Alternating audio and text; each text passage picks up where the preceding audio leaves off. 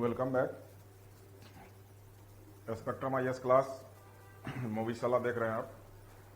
Anthropology में हम लोग फिजिकल एंथ्रोपोलॉजी स्टार्ट किए थे।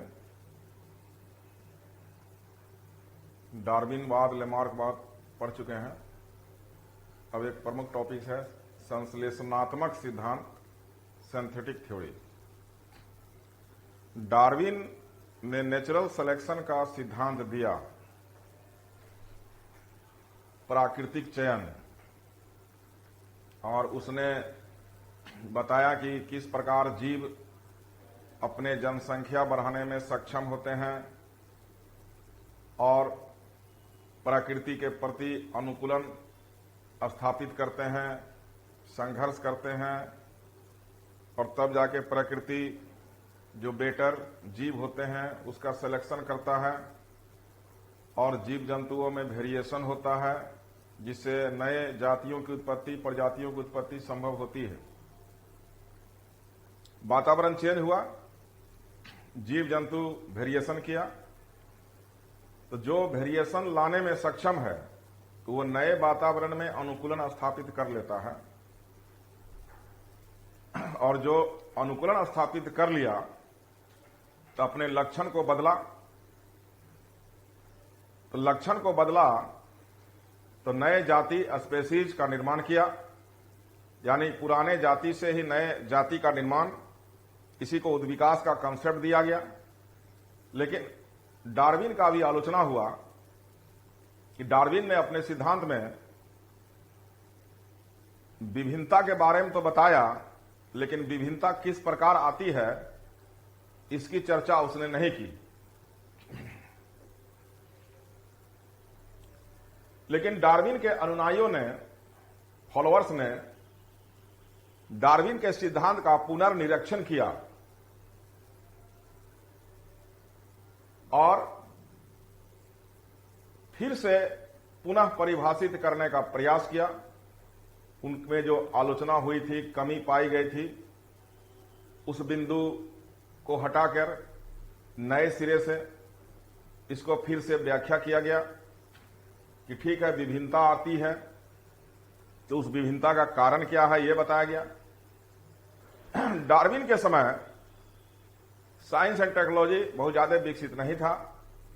आनुवांशिकी, जेनेटिक्स का चैप्टर डेवलप नहीं हुआ था। म्यूटेशन का सिद्धांत ह्यूगो डी ब्राइस ने दिया था।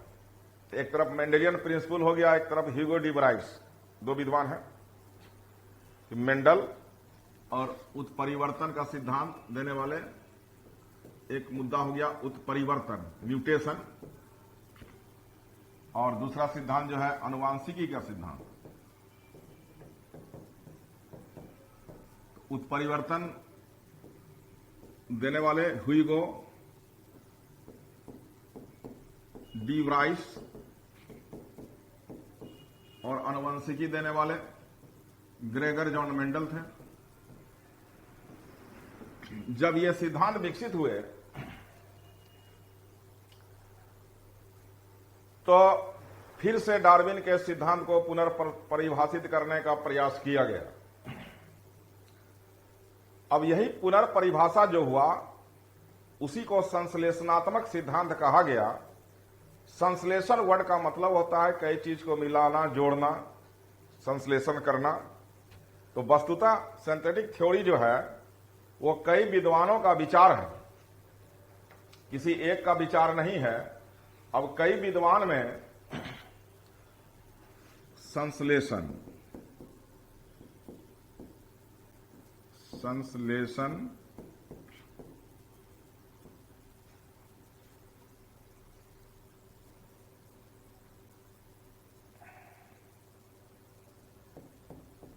सिंथेटिक देने वाले जो थे प्रमुख वैज्ञानिक हैं हक्सले, हल्डाने,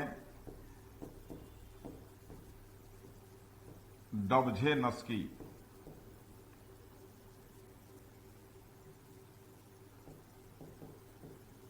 आदि। कि डार्विन का आलोचना हुआ। डार्विन की आलोचना,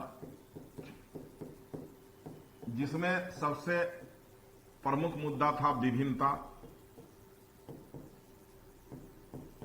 के कारण को नहीं बताया था।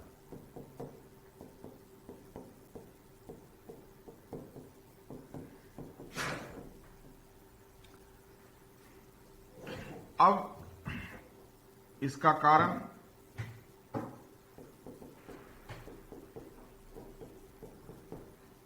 उत्परिवर्तन को माना गया,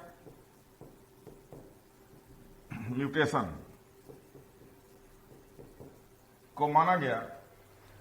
अब इसी को बेस लेकर यह बात हुआ कि जीवों में, पौधे और जंतुओं में उत्परिवर्तन होने से उनमें नए नए गुण विकसित होते हैं जो पीढ़ी दर पीढ़ी आगे बढ़ते हैं और ये जीव आने वाले वातावरण में अनुकूलन क्षमता को स्थापित करते हैं। और ये उत्परिवर्तन का जो गुण है वो अगले पीढ़ी में ले जाने के लिए गुणसूत्र जो है जिम्मेवार होते हैं, जिससे नए प्रजाति का निर्माण होता है। पुराने प्रजाति से नए प्रजाति के निर्माण को ही उद्विकास कहा जाता है। तो ये विद्वान मिलकर उत्परिवर्तन को मुद्दा बनाए, जो विभिन्नता के कारण के रूप में उन्होंने लॉन्च किया। डार्विन के सिद्धांत में विभिन्नता बताया गया है, लेकिन विभिन्नता किस प्रकार आती है यह नहीं बताया गया है। लेकिन बाद में इसका खोजबीन शुरू हुआ। अब विभिन्नता का कई कारण है और वही विभिन्नता नए गुण लाने में रिस्पॉन्सिबल है, जिम्मेवार है। तो इस प्रकार इस सिद्धांत के जो प्रमुख बिंदु है उसको हम लोग एक बार लिख लेंगे।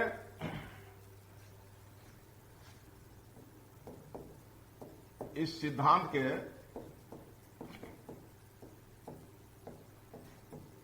प्रमुख बिंदु निम्न है।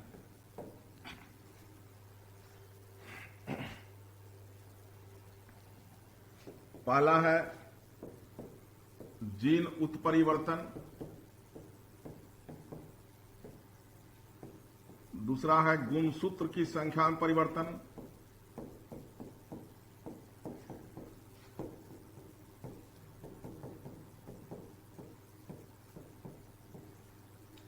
कई सिद्धांत को एक जगह जोड़ा गया, इसीलिए सिंथेटिक थ्योरी।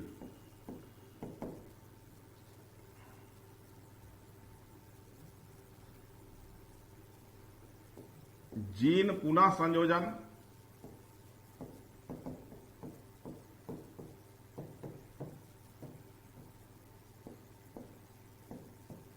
पृथक्करण,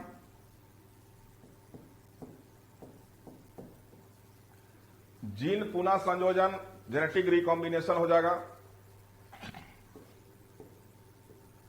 प्राकृतिक चयन डार्विन के सिद्धांत से लिया गया, प्रवास माइग्रेशन,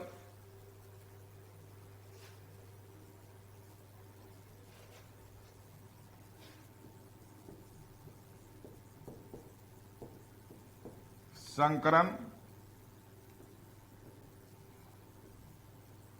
और लास्ट में जीन अपसरण। इसका अंग्रेजी कर देते हैं जीन म्यूटेशन,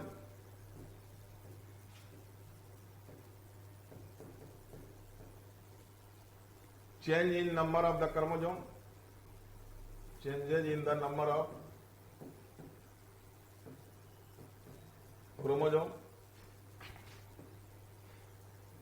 जीन या जेनेटिक रिकॉम्बिनेशन,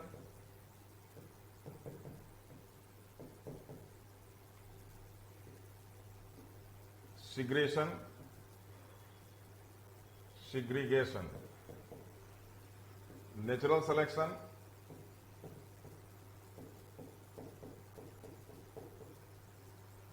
प्रवास माइग्रेशन, संकरण हाइब्रिडाइजेशन।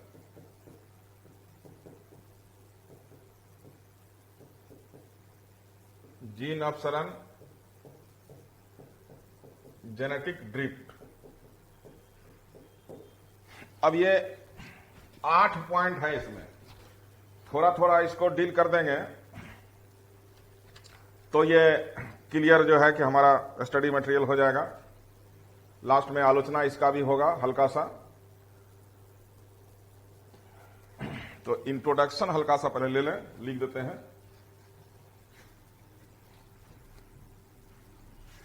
कि डार्विन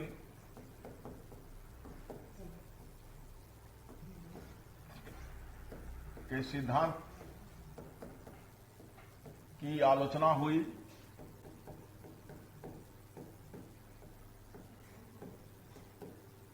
उन्होंने विभिन्नता की बात तो की, विभिन्नता की बात तो की, लेकिन विभिन्नता किस प्रकार आती है यह नहीं बताया।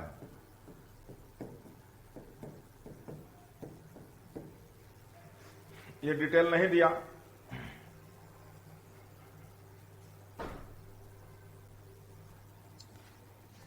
लेकिन डार्विन के अनुयायियों ने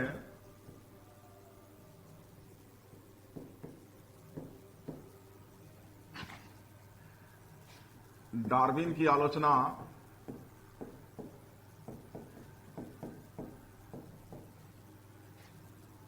की पुनर्व्याख्या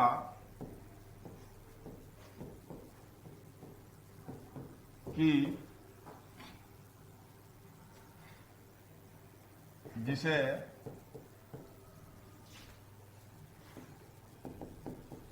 संश्लेषणात्मक सिद्धांत कहते हैं। वस्तुतः यह सिद्धांत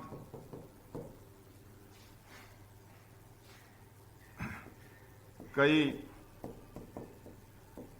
विद्वानों के विचार का संग्रह है।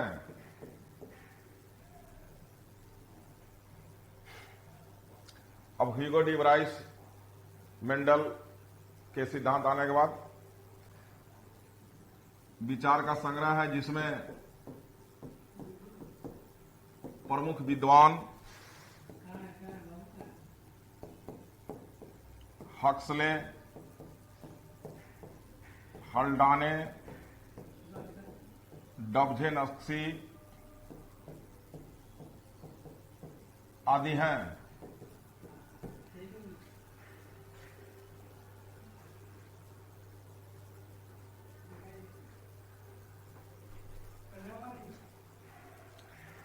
अब इस सिद्धांत जो कलेक्शन है कई विद्वान का, तो एक चीज पर फोकस किया गया कि म्यूटेशन जो है मेन मुद्दा है। इस सिद्धांत का जो फोकस है म्यूटेशन, तो उसको लिखेंगे कि इस सिद्धांत यानी संश्लेषणात्मक में सिद्धांत में मुख्य पहलू उत्परिवर्तन है, जिसके कारण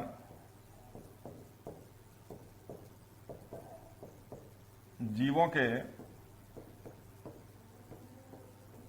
गुणों में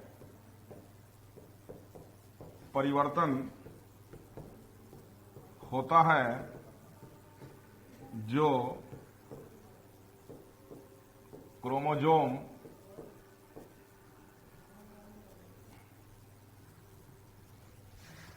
के द्वारा अगली पीढ़ी तक ले जाया जाता है। ट्रांसमिट करता है कैरेक्टर को। अब इसका प्रमुख बिंदु 8 और 8 प्रमुख बिंदु में हम लोग जो मुद्दा लिए हैं, जीन उत्परिवर्तन, गुणसूत्र की संख्या में परिवर्तन, जीन पुनः संयोजन, पृथक्करण, प्राकृतिक चयन, प्रवास संकरण, जीन अपसरण। तो सूक्ष्म विकास के सर्वाधिक महत्वपूर्ण कारकों में उत्परिवर्तन, जीन पुनः संयोजन, प्राकृतिक चयन और पृथक्करण है। तो पैराग्राफ चेंज करके कि सूक्ष्म उद्विकास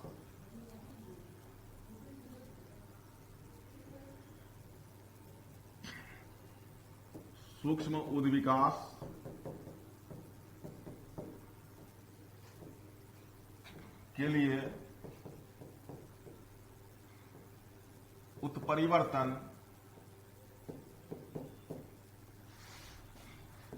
जीन पुनः संयोजन,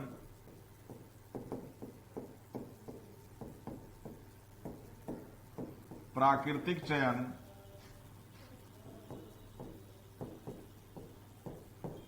प्रमुख पहलू हैं।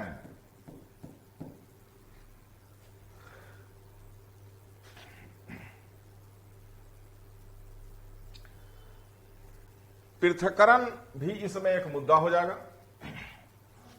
कि जहां तक नए प्रजातियों की या जातियों की,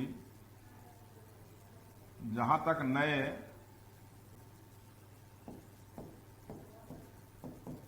जातियों की उत्पत्ति का सवाल है,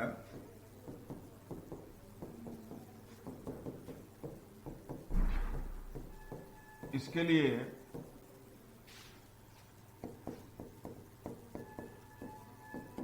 भौगोलिक पृथक्करण और प्रजननिक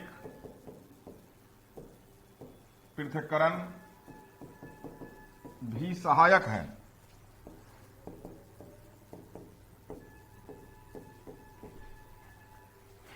संश्लेषणात्मक सिद्धांत हम लोग पढ़ रहे हैं। 8 पॉइंट हम लिखे हैं, इंट्रोडक्शन हम बना लिए हैं। अब 8 पॉइंट को स्टेप बाय स्टेप डील कर देंगे। हमारा इंट्रोडक्शन बन चुका है।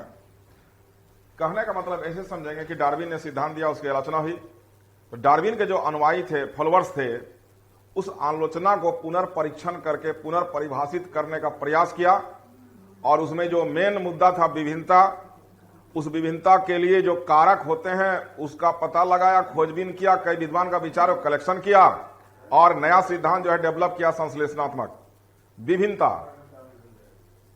विभिन्नता का कारण उत्परिवर्तन बताया गया और इसके अलावा जो कारण रखा गया, जीन पुनः संयोजन, जेनेटिक रिकॉम्बिनेशन, नेचुरल सिलेक्शन, प्रमुख पहलू माना गया इसको, 3 चीज को। नए प्रजाति की उत्पत्ति होगा, क्यों होगा? उत्परिवर्तन, जीन पुनः संयोजन और प्राकृतिक चयन। इसके अलावा और भी पहलू हैं, पृथक्करण, इसमें geographical isolation and reproductive isolation, यह भी मुद्दा है, इसको भी हम लेके चलेंगे। तो अब हम लोगों ने जो 8 पॉइंट लिखा है उसको रिपीट करके फिर से आगे बढ़ेंगे एक एक पॉइंट कि सिद्धांत के प्रमुख बिंदु, इंट्रोडक्शन लेके ये बिंदु जो है उसको डील करना है। तो पहला है जीन उत्परिवर्तन। तो अब इसको देखते हैं हम लोग।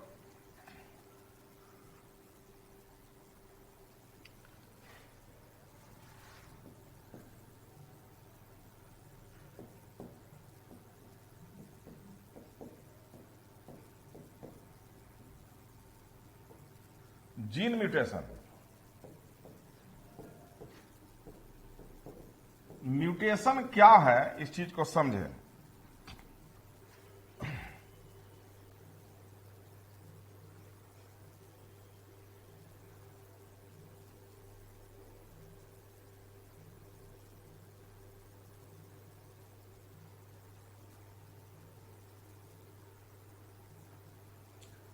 सडन डिसकंटिन्यूअस हेरिटेबल चेंजेस, पहले समझेंगे कि what is a mutation, shortcut में हिंदी कर देंगे हम।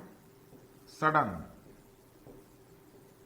अचानक, डिसकंटिन्यूअस, हेरिटेबल चेंजेस, अचानक होने वाला परिवर्तन जो लगातार ना हो, डिसकंटिन्यूअस हो, और वो परिवर्तन वंश में चला जाए, वंशानुगत हो जाए, हेरिटेबल हो जाए, ऐसे परिवर्तन को ही म्यूटेशन कहा गया।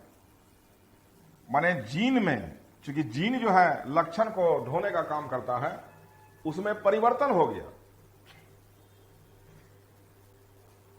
इसको मैटर को लिखेंगे भी कि जीन में होने वाला अचानक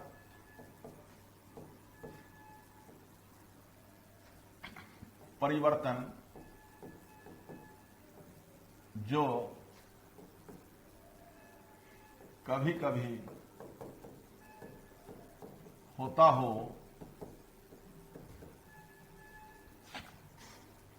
यदि जननिक कोशिका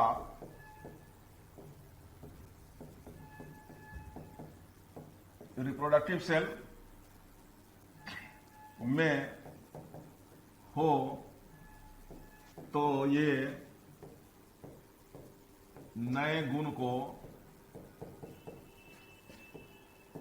अगली पीढ़ी में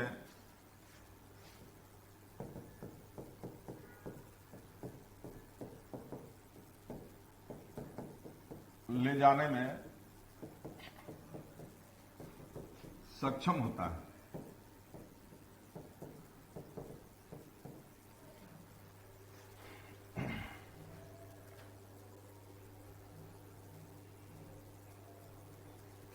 जननिक कोशिका, समझे, कोशिका सेल दो तरह का, एक बॉडी सेल शारीरिक कोशिका और एक रिप्रोडक्टिव सेल। शारीरिक कोशिका शरीर के वृद्धि विकास में रोल करेगा और ये रिप्रोडक्शन में रोल करेगा, रिप्रोडक्टिव। तो मान लीजिए यदि शारीरिक कोशिका में कोई चेंजिंग होता है कि ज्यादा देर धूप में रहेंगे तो मेलानिन पिगमेंट का मात्रा बढ़ जाता है, लेकिन अगले पीढ़ी में तब जाएगा जब रिप्रोडक्टिव सेल में चेंज हो जाए। तो वैसा परिवर्तन जो जननिक कोशिका जर्म सेल में करे तब वो अगला पीढ़ी में जाएगा, तब वो नया लक्षण लाने में सक्षम होगा। और ये जो परिवर्तन होगा, ये परिवर्तन युग्म विकल्पी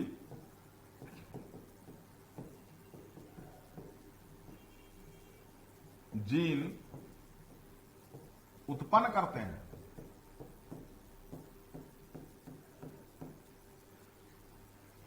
अब यहां पर एक टर्म आ गया, युग्म विकल्पी।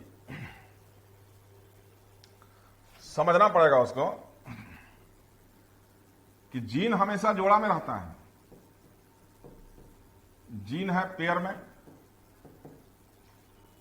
तो मान लें कि यदि हम सेक्स क्रोमोसोम XX का सेट लेते हैं, X के एक X पर हम N लिखते हैं, एक पर कलर ब्लाइंड लिखते हैं। दूसरा सेट हम लिख सकते हैं XN और XN, दोनों में नॉर्मल जीन है। तीसरा सेट लिख सकते हैं हम XC और XC। जब समान प्रकार का होगा दोनों पर फैक्टर जीन, तो उसको होमोजाइगस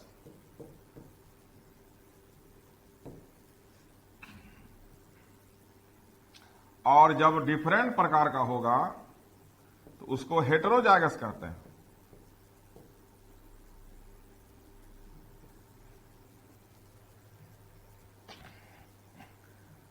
समयुग्मी और विषम युग्मी हिंदी वर्ड है। ये समयुग्मी है, ये विषम युग्मी है, दोनों अलग अलग हैं। C है और N है। तो युग्म विकल्पी माने पेयर जब पैदा लेगा तो नया कैरेक्टर को लॉन्च करेगा। यदि दो अलग अलग है तो कैरेक्टर लॉन्च हो भी सकता है, नहीं भी हो सकता है, मेंडल का नियम है, जो डोमिनेंट होगा होगा। लेकिन जब दोनों कैरेक्टर सेम है तो लॉन्च होगा ही। तो मतलब म्यूटेशन के कारण जो पेयर का निर्माण होगा उसका चांस बढ़ जाएगा, इसलिए नए गुणों का प्रादुर्भाव जो है ज्यादा संभव होता है।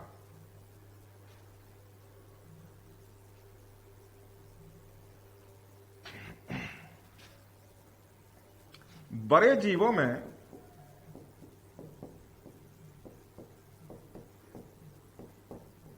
उत्परिवर्तन काफी कम देखा जाता है या काफी कम होता है, लेकिन सूक्ष्म जीव और छोटे पौधों में हम प्रयोगशाला में कृत्रिम रूप से उत्परिवर्तन करा सकते हैं।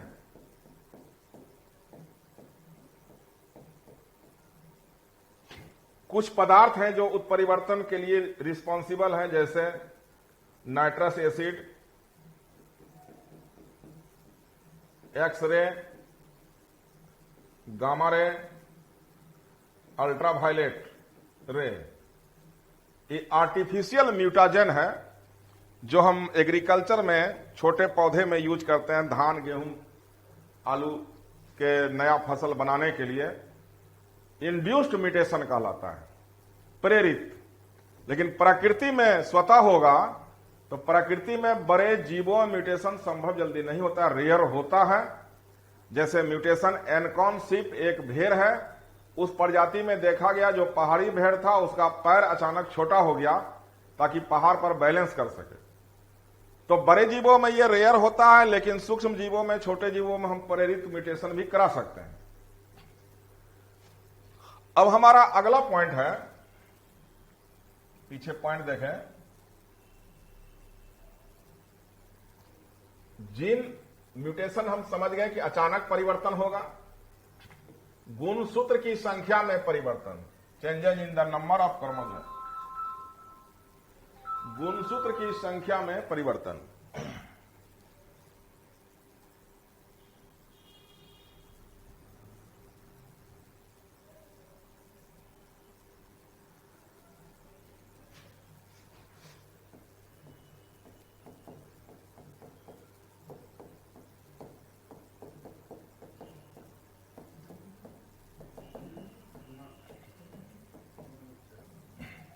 हम जानते हैं कि किसी भी जीव में गुणसूत्र की संख्या निश्चित होती है, जाति में, स्पेसीज में, और वो कैरेक्टर को अगले पीढ़ी में ले जाता है। गुणसूत्र यानी क्रोमोजोम, तो क्रोमोजोम इसका कंसेप्ट ले लें। क्रोमोजोम की संख्या निश्चित है। अब जैसे मनुष्य में 23 जोड़ा है, सब में अलग अलग हिसाब है।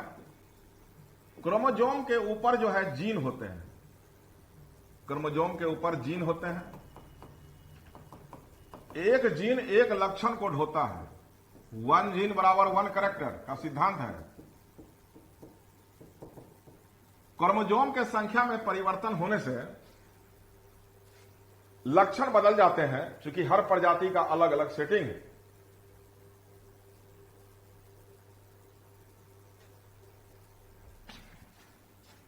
किसी भी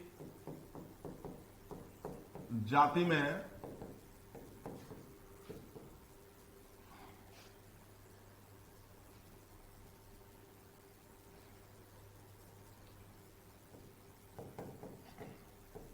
गुणसूत्र की संख्या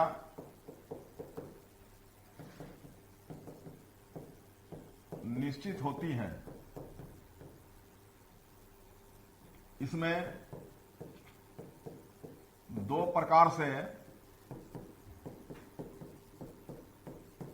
परिवर्तन हो सकते हैं। एक परिवर्तन है कुगणित परिवर्तन,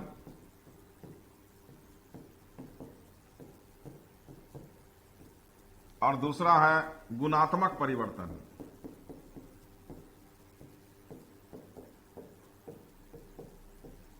समझना पड़ेगा इसको।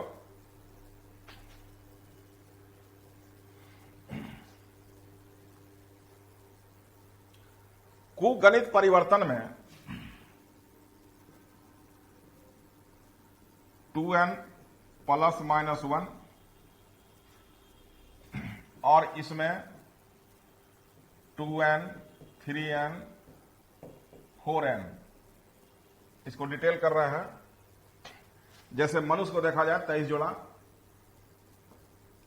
23 जोड़ा का मतलब होता है कि हम लोग में जो गुणसूत्र है 1 2 3 से लेकर 23 तक, और फिर 1 2 3 से लेकर 23 तक लिखें। मतलब 1 से 23 वाला को एक सेट बोलेंगे, यानी n लिखते हैं उसको 1 सेट, सिंगल सेट। और फिर 1 से 23 जो है उसका फिर 1 सेट हम लिखते हैं। कहने का मतलब कि 1 वाला जो नंबर है वो 2 ठो है, 2 वाला भी 2 ठो है, 3 वाला भी 2 ठो है, तो दोनों को मिला देते हैं तो n बराबर 23 है, तो 2n बराबर हो जाएगा 46।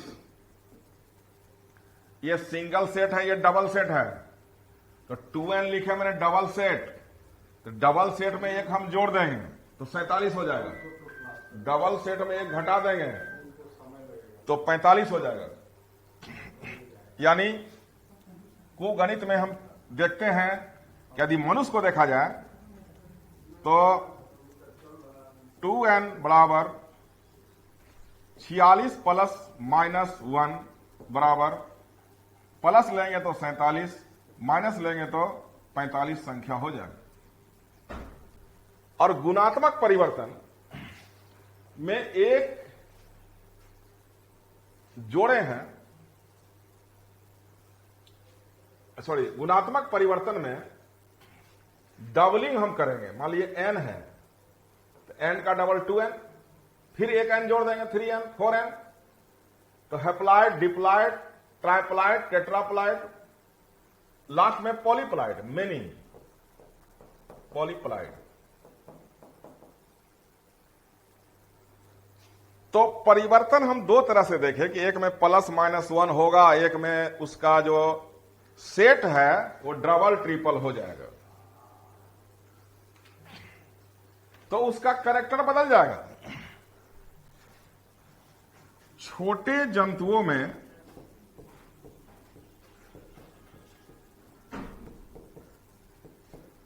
या जीवों में, छोटे जीव यहां लिखे ज्यादा अच्छा रहेगा। छोटे जीवों में दोनों प्रकार के परिवर्तन होते हैं, जबकि मनुष्य में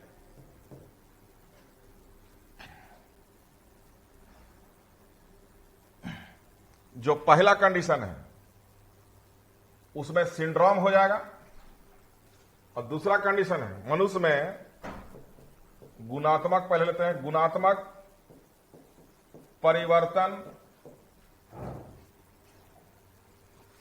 होने से ऐसे संतान का गर्भपात हो जाता है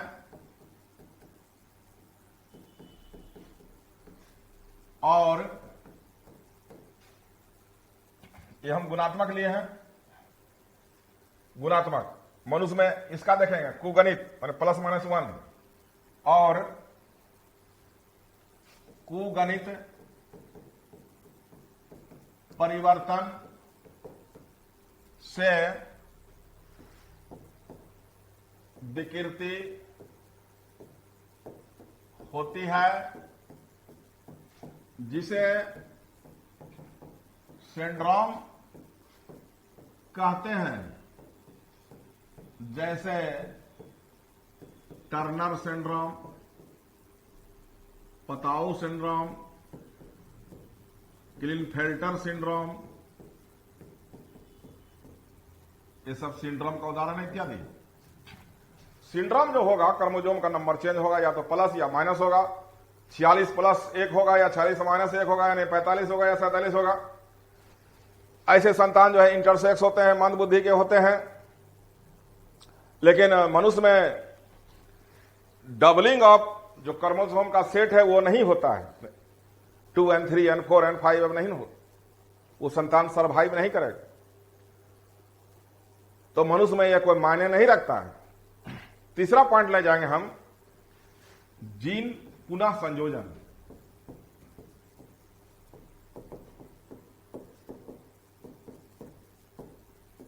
रिकॉम्बिनेशन।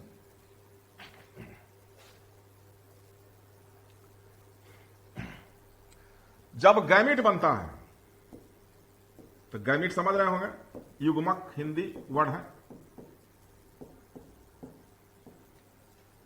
स्पर्म मेल का फीमेल का ओवा मिलकर जायगोट बना देगा।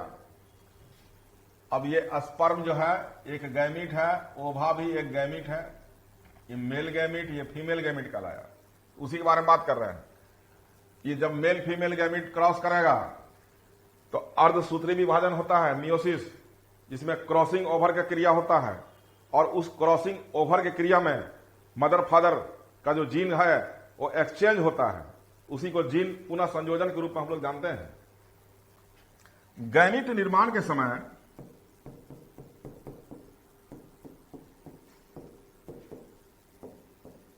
अर्धसूत्री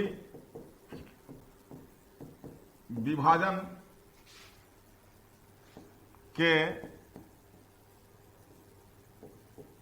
क्रॉसिंग ओवर में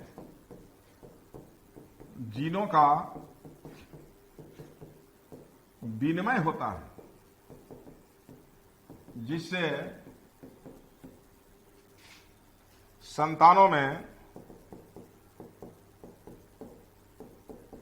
नए गुणों का प्रादुर्भाव होता है।